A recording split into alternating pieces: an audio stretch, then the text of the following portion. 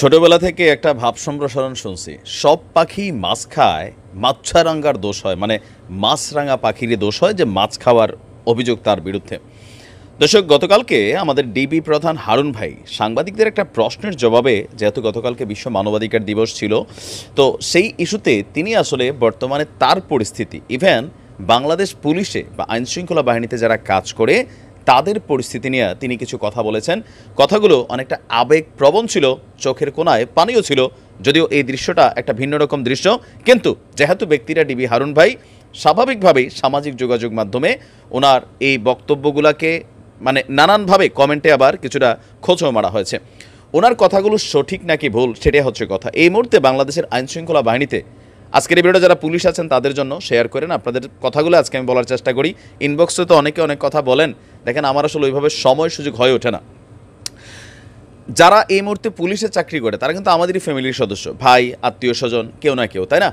তো সরকারে আওয়ামী লীগ থাকুক আর বিএনপি থাকুক, মাঠের যে কন্ট্রোলিংটা, আইনশৃঙ্খলা বাহিনীর যে পরিস্থিতি স্বাভাবিক রাখা, এটা কিন্তু সবসময় পুলিশের দায়ভার হয়ে পড়ে। একটা আন্দোলন হোক সেইখানে পুলিশকে যেতে হয়, একটা ঝামেলা হোক সেইখানে পুলিশকে যেতে হয়। আবার এই পুলিশকেই সত্য একটা কাজ থেকে মিথ্যে একটা ঘটনা বানাইতে টাকা পয়সা দিয়ে আমরাই অনুপ্রাণিত করি। নিজের গোষ্ঠী জ্ঞাতির কেউ খাইলে বলি মাশাল্লাহ, আর যদি অপরিচিত কেউ খায় তখন বলি যে লোকটা কত বড় খারাপ। আসেন, ডিবি হারুন ভাই কি এমন কথা বলছে যেটা নিয়ে এই মুহূর্তে পুলিশ সদস্যদের মধ্যে তোলপাড় বা বাংলাদেশেও একটা ডিফারেন্ট ভাইব তৈরি হয়েছে। তিনি বলছেন গতকালকে যে মানে বিএনপির একটা অভিযোগ প্রসঙ্গে বলছেন যে পুলিশ মানবাধিকার লঙ্ঘন করছে। আমরা তো বলি police always one kind of মানবাধিকার লঙ্ঘন করে, কারণ পুলিশের কাজটাই মানবাধিকার লঙ্ঘন। এবার সরকারে যারা থাকে তারা বলে পুলিশ ওকে, বিরোধী দলে গেলে বলে পুলিশ মানবাধিকার লঙ্ঘন করছে। কালকে যদি আওয়ামী লীগ বিএনপিতে মানে বিরোধী দলে যায়, একই বক্তব্য কিন্তু উঠে আসবে। তো ডিবি হারুন ভাই বলছেন, আমরা তো রাস্তায় দাঁড়িয়ে আমাদের মানবাধিকারের কথা বলতে পারি না। মানে আমরা যারা পুলিশ সদস্য আছি, যারা তথাকথিত মানববন্ধন করছেন, তারা অনেক কিছুই বলতে পারেন, এটা আবার ঠিক না। জাতিসংঘের সনদ অনুযায়ী প্রত্যেকটি মানুষের বাঁচার অধিকার এবং আত্মরক্ষার অধিকার সংরক্ষণ করা হয়েছে। আমি পুলিশ, কিন্তু আগে তো আমি একজন মানুষ, আমারও তো অধিকার আছে। আমার কি বাঁচার অধিকার নাই? তারপর তিনি পুলিশের ভূমিকা নিয়ে বলছেন, যেই পুলিশ জনগণের পুলিশ, যেই পুলিশ জনগণের জানমাল রক্ষায় নিয়োজিত, আপনার রাজনীতির নামে সে পুলিশকে নির্মমভাবে পিটিয়ে হত্যা করা হয়, লাঠি দিয়ে পিটিয়ে রক্তাক্ত করা হয়েছে, সেই সকল ছবি আপনারা দেখেছেন। এমনকি পুলিশ হাসপাতালেও ভাঙচুর করে অ্যাম্বুলেন্সে পুড়িয়ে দেওয়া হয়েছে। তো এটা আন্তর্জাতিক গণমাধ্যমে উঠে এসেছে। এটা কি মানবাধিকার লঙ্ঘন না? আমরা কার কাছে বিচার চাইব? তারপর তিনি বলছেন 2014 সালে 30 জনেরও বেশি পুলিশ সদস্যকে পিটিয়ে হত্যা করা হয়েছিল। আর নানানভাবেই বিভিন্ন সময় পুলিশ অলওয়েজ আপনার পলিটিক্যাল অ্যাকশনের শিকার হয়। এই কথা কিন্তু শতভাগ সত্য।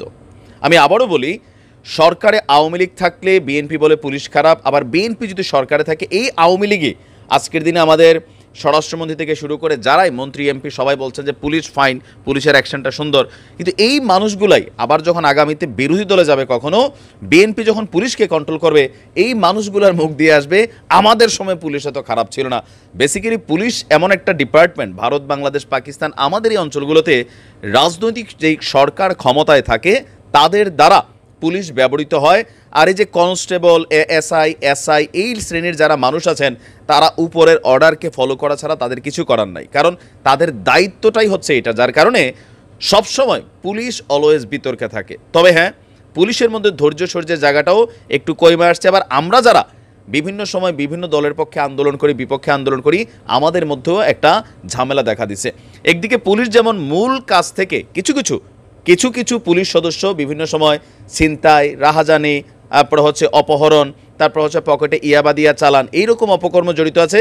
আবার আমাদের মধ্যে অনেক মানুষ আছে, নিরীহ শান্ত পুলিশটা পাইলে ইচ্ছে মতো পিটাইয়া মাইরা ফেলার ঘটনাও কিন্তু এই বাংলাদেশেই ঘটেছে। দিন শেষে পুলিশ যারা, তারা আমাদের পরিবারের সদস্য, ভালো মন্দ মিলাইয়াই তো আমরা। এখন বাংলাদেশের প্রেক্ষাপটে আমি জানি না যে আমাদের এইসব দেশের মতন পুলিশ স্বতন্ত্র একটা ডিপার্টমেন্ট, যিনি আওয়ামী লীগ চিনবে না, বিএনপি চিনবে না, পয়সাওয়ালা চিনবে না, গরিব চিনবে না, যেটা আইন একজন নাগরিককে অধিকার দিয়েছে সেই আইনটা নিয়ে কথা বলবে, এমন পরিস্থিতি বাংলাদেশে হয়তো আগামী 20-50 বছর আমরা দেখতে পাবো কিনা সন্দেহ আছে। এখন এখানে কিচ্ছু করার নাই, এটাই আমাদের সিস্টেম। তবে মানবাধিকার সবার আছে। আমরা একদিকে যেমন বলবো পুলিশ ভাইদের ধৈর্য ধরতে হবে, আবার আমরা যারা আছি বিভিন্ন দলের বিভিন্ন রকম সভা সমাবেশ করি, আমাদেরকেও ধৈর্য এবং সহনশীল হতে হবে, কারণ এই মানুষগুলো কিন্তু আমাদেরই পরিবারের, তাই না? বাস্তবতা এটাই। ভালো থাকুন। আসসালামু আলাইকুম।